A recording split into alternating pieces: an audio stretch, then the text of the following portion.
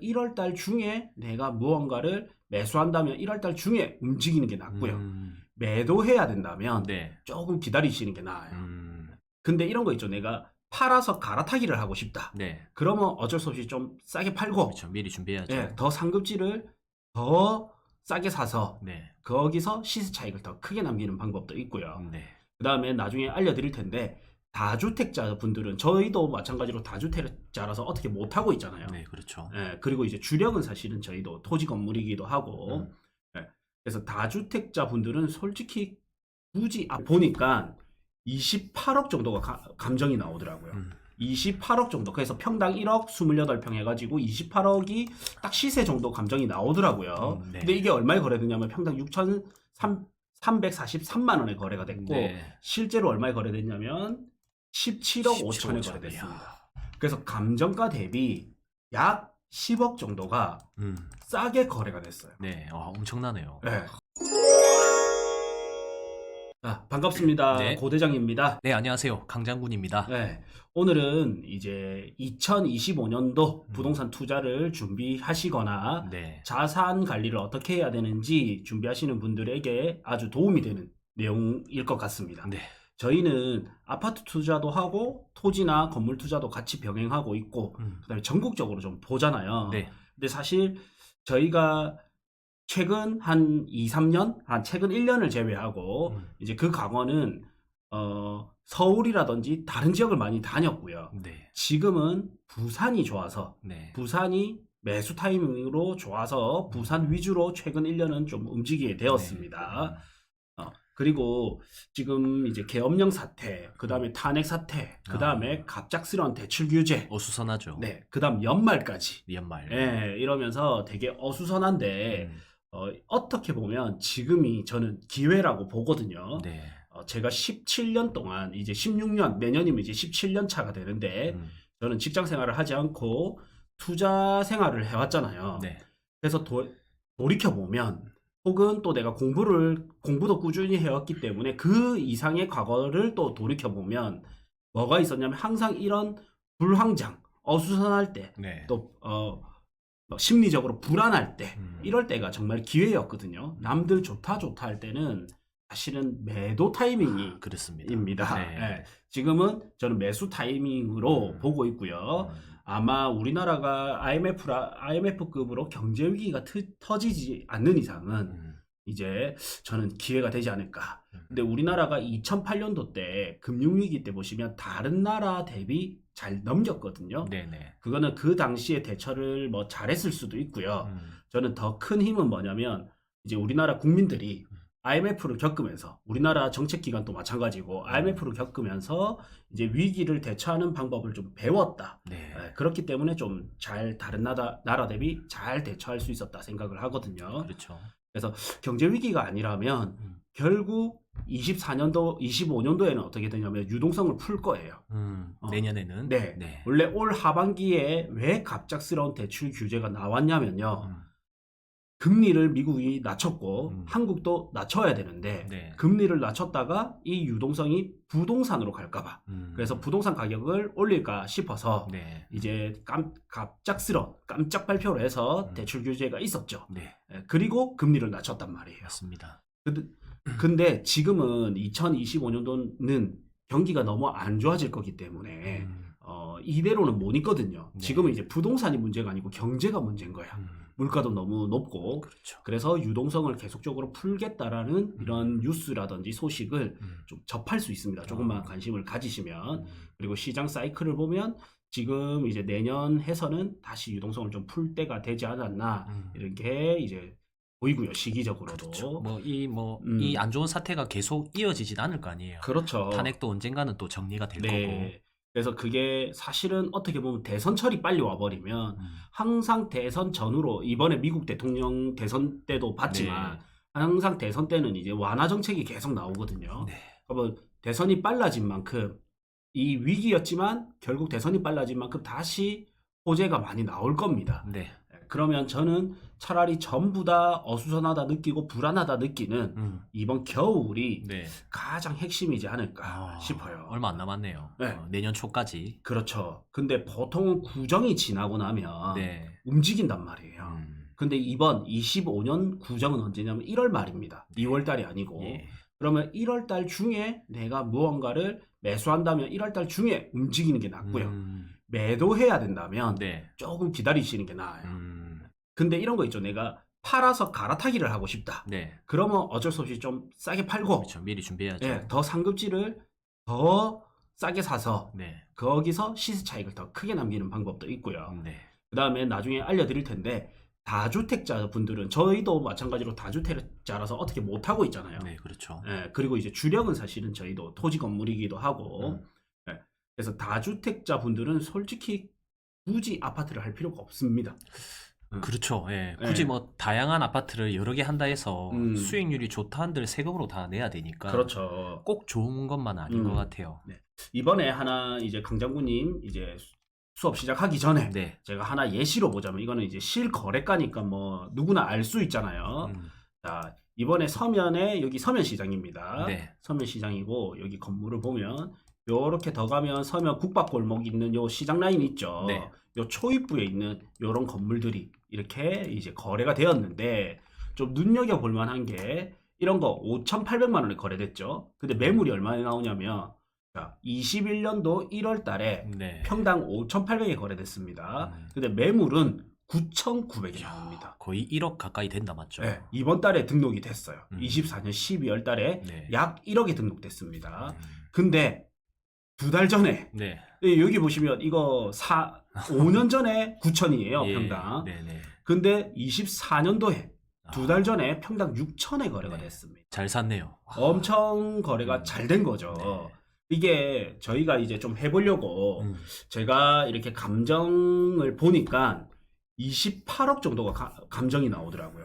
28억 정도. 그래서 평당 1억 28평 해가지고 28억이 딱 시세 정도 감정이 나오더라고요. 네. 근데 이게 얼마에 거래되냐면 평당 6,343만 원에 거래가 됐고 네. 실제로 얼마에 거래됐냐면 17억 5천에 5천. 거래됐습니다.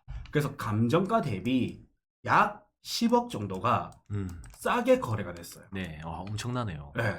그리고 이런 건물, 상가 건물의 1급지는 해운대가 아니고 서면이거든요. 그쵸.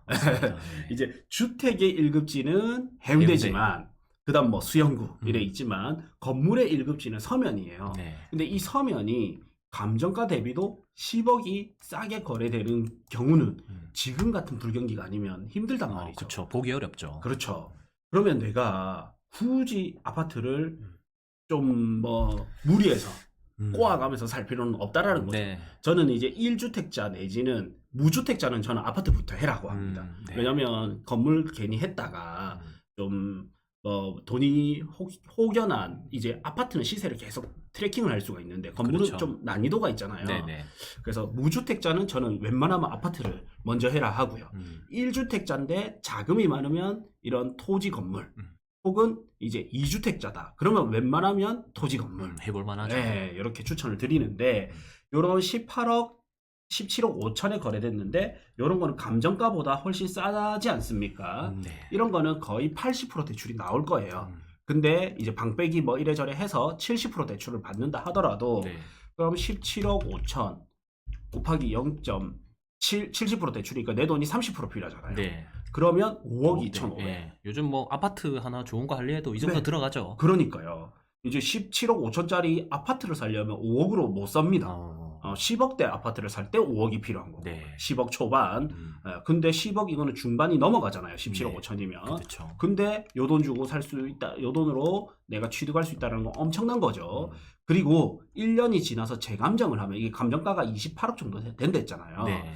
그러면 감정가가 그대로라는 기준 하에 조금 오르거나 조금 떨어질 수도 있지만 보통은 좀 올라요. 네. 근데 그대로라고 기준하면 28억 28억 곱하기 0.7 그러면 19억 6천이 대출이 네. 이제 나온단 말이에요. 네. 그럼 기존 대출에서 이제 추가로 이제 좀 더 받을 수가 있겠죠. 그러면 내 돈이 거의 다 회수가 다 돼 버립니다. 네. 이자까지 회수 될 것 같은데요. 그 이자까지 회수되겠죠. 네. 네. 그래서 여기서 받는 월세를 통해서 나는 이자를 내면 조금 플러스가 될 수도 있고 마이너스가 될 수도 있지만 훨씬 이제 내가 굳이 어려운 갭 투자를 할 필요가 없는 거죠. 네. 그리고 요거를 매수할 때는 건물이나 토지를 매수할 때는 개인 명의 말고요. 사업자를 내 가지고 사업자로 하게 되면 특히 법인 사업자로 하게 되면 개인과 별개로 받습니다. 네. 그래서 내가 만약에 올해 양도차익이 뭐 2억이 생겼다. 네. 뭐 3억이 생겼다. 기분 좋게. 25년도에 양도차익이 3억이 생겼다. 그러면 대략 뭐 한 1억에서 1억 5천 정도 양도세를 내야 되잖아요. 네, 그렇죠. 네. 근데 만약에 그 다음에 내가 또 3억의 시세차익이 두 번째 비물건이 또 생겼다. 네. 그러면 또 1억 5, 최소 1억 5천 이상 세금을 내야 되거든요. 왜냐면 중첩이 되기 때문에. 예. 근데 만약에 이 비물건을 내가 법인으로 샀다. 그러면 이거는 별개입니다. 네. 예. 그냥 법인에 대해서 이제 세금을 내고요. 이거는 개인에 대해서 세금을 내게 되거든요. 그래서 세금을 훨씬 줄일 수도 있고, 그 다음에 취득세나 뭐 취득세는 혜택을 못 보겠네. 네. 중과 그 보유세, 네. 그 다음에 양도세. 네네 이런 부분에서 보유세나 양도세 부분에서 세제 혜택을 좀 많이 누릴 수 있습니다. 네. 근데 제일 큰 거는 이거죠. 대출.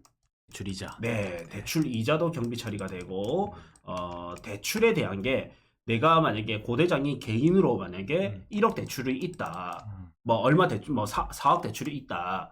근데 추가로 대출 받으려니까 DSR 때문에 막히지 않습니까? 네. 근데 법인 대출은 또 이 법인의 대출이지 고대장의 대출이 아니거든요.